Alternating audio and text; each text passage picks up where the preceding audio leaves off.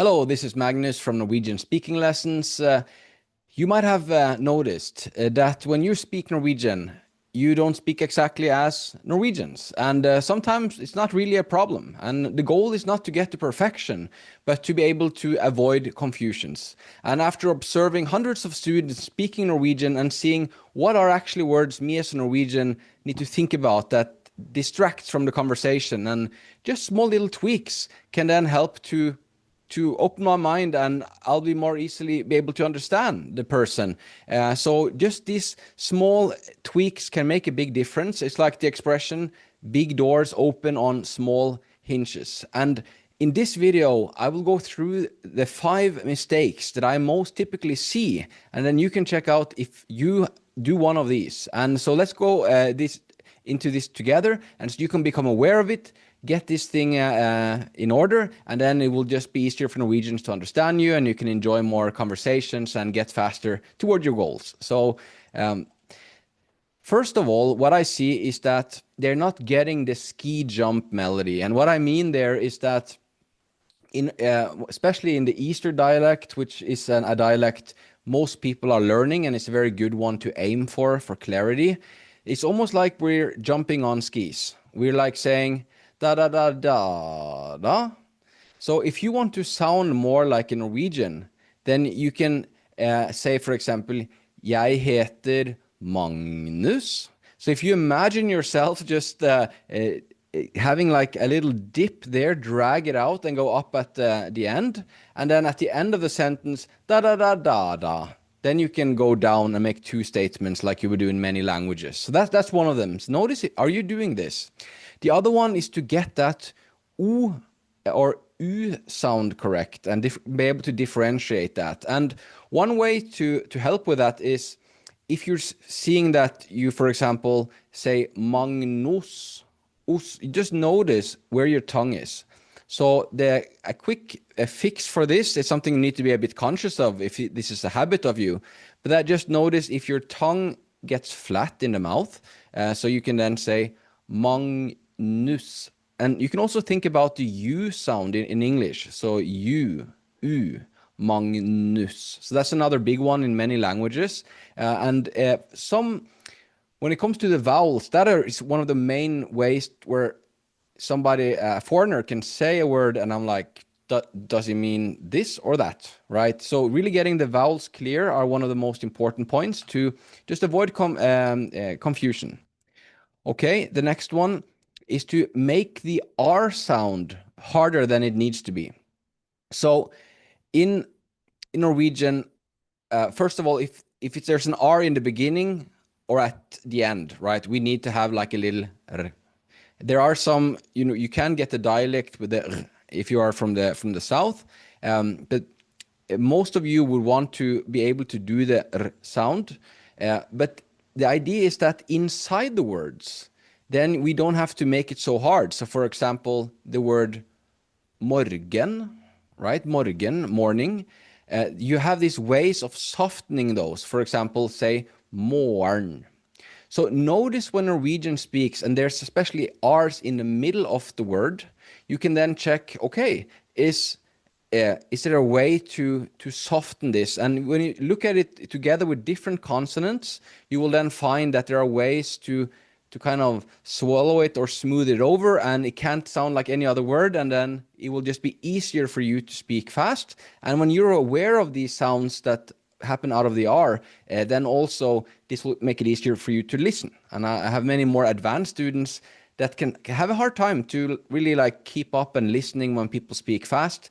And doing like this pronunciation awareness will actually also help your listening skills, so that you more know in detail what people are saying and can differentiate about the words. Then it's about muting the certain consonants. So here is, for example, the D and the G is very common to mute. So a common one is people say med when they want to say with, but you can just say me. Or if you want to say dog, you can just say da. And here, sometimes we do pronunciate the G and the D. And a good rule of thumb here is that, are there any other words that it becomes if I don't say. So for example, råd, which can mean jeg har råd, like I can afford something, or advice, but rå can also mean raw. So here you will see that we will need to say råd, or else it sounds for advice, or else it sounds like we say raw, right? And so notice that also dog, right? It has the G. There's another word which is da, which can mean then or when we speak in preterite, speak verbs in the past, we say da for when. So in those cases, yes, you can say the consonant, but in many other situations, you don't need to.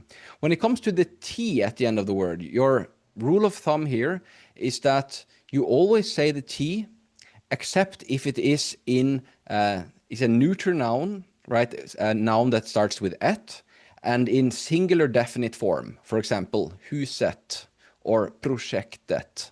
So in all of those situations, that's where we never say the T, and then more or less you'll say T at the end of all the other words, especially in the verbs. It's very important to say the T at the end, or else it's not in the past tense anymore. Then it sounds like maybe you're back in infinitive.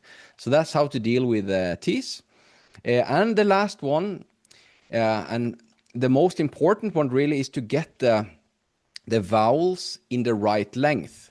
And the main rule here is that if there's a double consonant, we have a short vowel. And if there's a single consonant after, there's a long vowel. I can remember when we had Norwegian lessons, like growing up as Norwegian kids in school, they would bring in this basketball, and then they would also have this rubber band. So they really made us exaggerate. So we would say tak if we meant roof, and we would say tak if we meant thank you.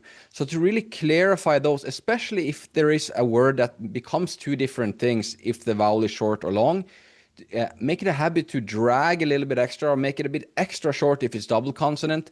And this will also help people to understand you better. And you being aware of this will also make it easier for you to comprehend and understand when other people are speaking. All right, so that's the 5 points. That is the most typical ones that I've seen teaching hundreds of students.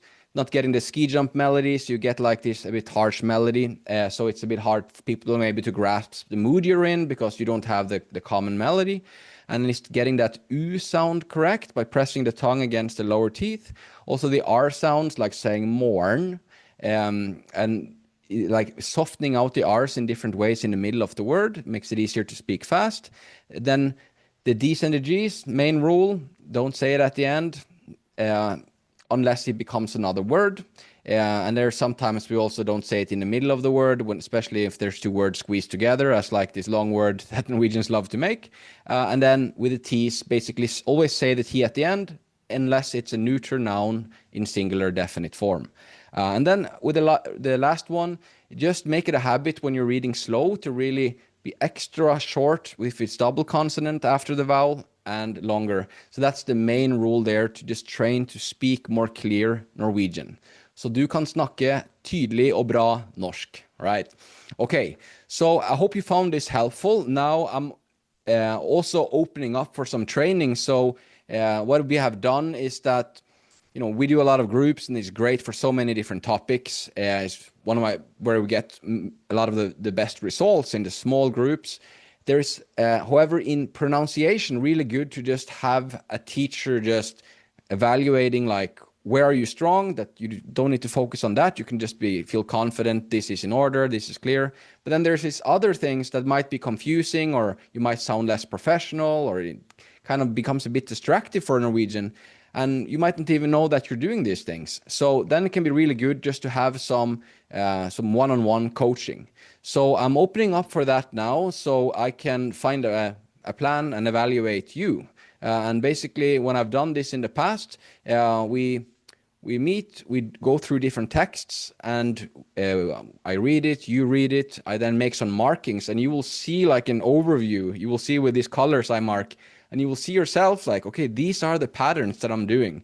And then we can then go in training and start to smoothing these things over, and you can just get these things to the next level in a relatively short amount of time. So I would like to invite you, if you see that, okay, you don't have your pronunciation in the spot you want it to be, and you don't want it to go a long time to just, happen to stumble over some things here and there that you realize.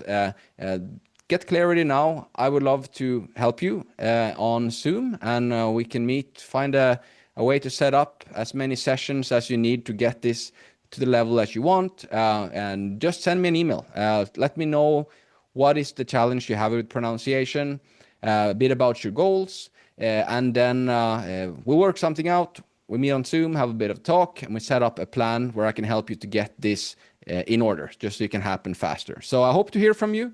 You can email me at contact@norwegianspeakinglessons.com and just request pronunciation training, and we can get some sessions going where we can really tailor fit the training to you, and you can get the feedback and the examples that you need to really make this smooth and get this down to the level where you feel happy. All right, looking forward to see you. Goodbye.